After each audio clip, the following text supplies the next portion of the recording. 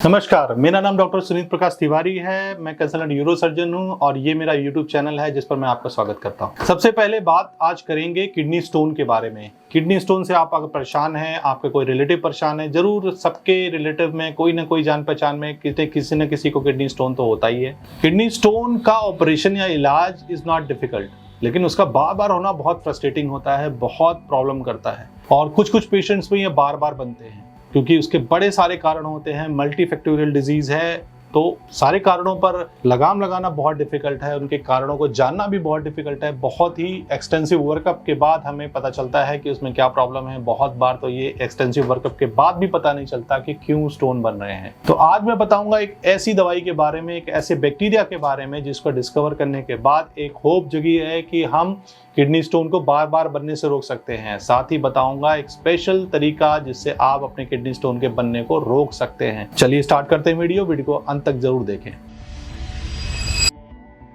देखिए, एक बैक्टीरिया ऑक्सिलोबैक्टर फॉर्मिजेंस एक ऐसा बैक्टीरिया है जो 1985 में डिस्कवर हुआ और जैसा नाम है ऑक्सिलोबैक्टर, तो ये ऑक्सिलेट से रिलेटेड कुछ काम करता होगा डेफिनेटली।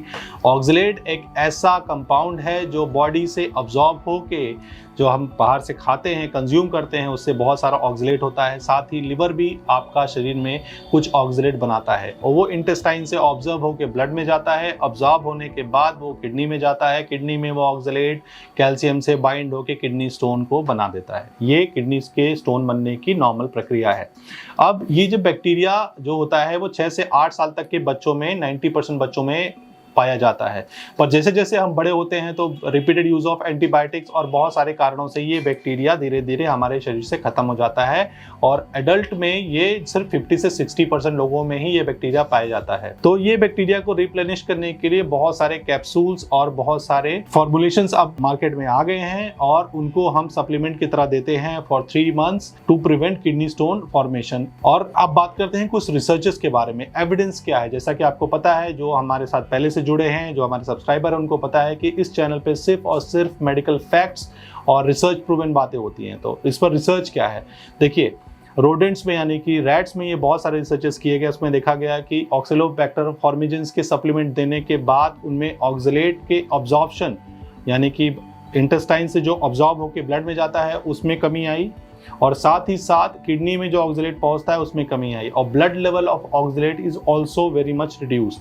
तो एक थ्योरी, और जब उसको रैट में उस थ्योरी को प्रूव करने के लिए प्रैक्टिकल किया गया तो एक पॉजिटिव रिस्पांस आया। इस पर अभी बहुत सारे ह्यूमन रिसर्चेस अभी नहीं हुए हैं, कुछ प्रारंभिक रिसर्चेस में इसके पॉजिटिव रिस्पांस आ रहे हैं। एक पेपर मैं आपके सामने डाल देता हूं जिसपे कुछ बहुत बड़ा सैंपल साइज नहीं है, कुछ ही पेशेंट्स में ये टेस्ट किया गया है, इसीलिए बहुत कॉन्क्रीट एविडेंस नहीं बोलूंगा मैं इसे, लेकिन एक रे ऑफ होप जरूर है उनके लिए जो बार बार किडनी स्टोन होने से परेशान हो जाते हैं।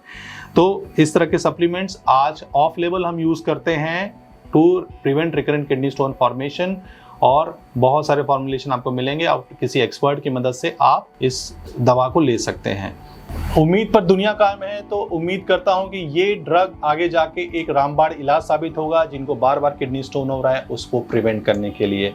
और इसी उम्मीद के साथ इस वीडियो को खत्म करते हैं और मिलते हैं नेक्स्ट वीडियो में। तब तक के लिए signing off, doctor Sunit Tiwari.